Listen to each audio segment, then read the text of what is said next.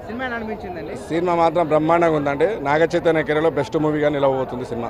తండారు తన యాక్టింగ్‌తో దొరగొట్టేస్తా అని చెప్పాడు కదా! అవును. నిజంగా దొరగొట్టాడంటారా? బ్రహ్మాండంగా పాతాళం బద్దలు కొట్టిన నాగ చైతన్య నాగార్జున ఫ్యామిలీలో అక్కినేని వంశంలో వారసుడు ఇంతవరకు ఇట్టులు అందుకోలే. ఈ ఇట్టుతో మాత్రం మంచి క్రేజీలో రావచ్చు నాగ చైతన్య గారు.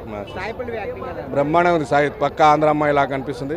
ఆమె యాక్షన్, ఆమె మాట్లాడిన మాటలు, మాట్లాడే విధానం చూస్తే బ్రహ్మాండంగా ఉంది. స్లాంగ్ ఎలా ఉందండి? నేచురల్‌గా ఉందా వాళ్ళు మాట్లాడే స్లాంగ్? లాంగ్వేజ్ సేమ్ శ్రీకాకుళం లాంగ్వేజే ఉందండి. శ్రీకాకుళం లాంగ్వేజ్ శ్రీకాకుళం భాషలో మాట్లాడుతుంది. అంటే ఆ ఆంధ్ర భాషలో వ్యత్యాసం ఉంటుంది కాబట్టి ఆటోమేటిక్గా అట్లే మాట్లాడుతాం అమ్మాయి.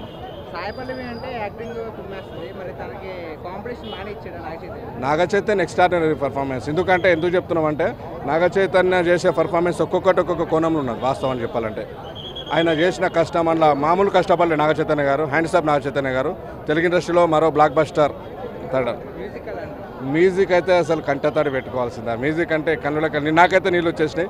టోటల్ ఫ్యామిలీతో చూసినాం కాబట్టి బ్రహ్మాండమైన సినిమా. ఇలాంటి సినిమాలు రావాలి. ఎందుకంటే నిత్య జీవితంలో కొన్ని జరిగిన సంఘటనలను చూపించారు సినిమా పరంగా. ఇలాంటి సినిమాలు ఇంకా రావాలని మనస్ఫూర్తి కోరిక. ఎందుకంటే మా గతాన్ని మర్చిపోయినాం, మనం చూడలేం, తెలియదు కాబట్టి తెలుసుకోవచ్చు ఈ టైంలో. Extraordinary background.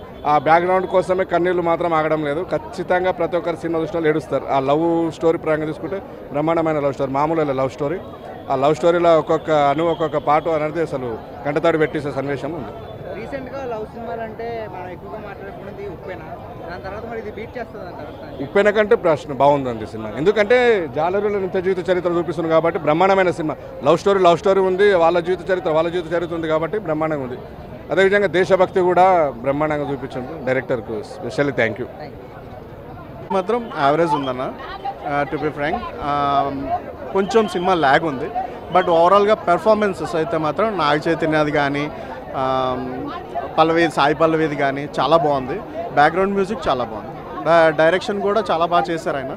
కొంచెం సెంటిమెంటల్గా కొంచెం ల్యాగ్ అనిపించింది తప్ప మిగతాది ఓవరాల్గా చాలా బాగుంది. పాకిస్తాన్ సీన్స్ ఎలా ఉన్నాయి? పాకిస్తాన్స్ ఆబ్వియస్లీ మనకి పాకిస్తాన్కి చూపించేటప్పుడు కొంచెం ఎనర్జెటిక్గా ఉంటాయి కదా. నాకు తెలిసి కొన్ని సీన్స్ ఏవో తీసేసినట్టున్నారు. బట్ ఓవరాల్గా అయితే it's good, not so bad. ఎక్కడ కూడా వల్గర్గా చూపించలేదు, వాళ్ళకి తప్పని చూపించట్లేదు, ఏమీ చూపించలేదు. బట్ ఓవరాల్గా బాగుంది. మ్యూజిక్ సూపర్ అన్న. మ్యూజిక్ అసలు దేవిశ్రీ ప్రసాద్ బ్యాక్గ్రౌండ్ స్కోప్ అసలు చెప్పక్కర్లేదు. మళ్ళీ కంబ్యాక్ అని చెప్పొచ్చా? Naga Chaitanya performance is super. So we are good. అంటే ఫస్ట్ హాఫ్ సెకండ్ హాఫ్ అని కాకుండా ఓవరాల్గా స్టోరీ చూసుకుంటే కొంచెం ఎమోషనల్ సెంటిమెంట్ కొంచెం, అంటే విలేజ్ ఇప్పుడు వాళ్ళు చేసే వర్క్ బట్టి అదేంటంటే ఒక 8 months 9 months ఓషన్స్ మీద ఉండి బ్యాక్ రావడం, ఇది అనేది కొంచెం తీయడం అనేది కొంచెం ల్యాగ్ వచ్చింది. బట్ ఓవరాల్గా బాగానే ఉంది.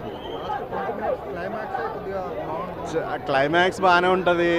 అంటే తండేల్ అనేది ఒక లీడర్. ఓకే, లీడర్ అనేవాడు ఎలా ఉండాలి అనే దాని మీద కూడా కొంత బాగా చూపించాడు. Okay, that's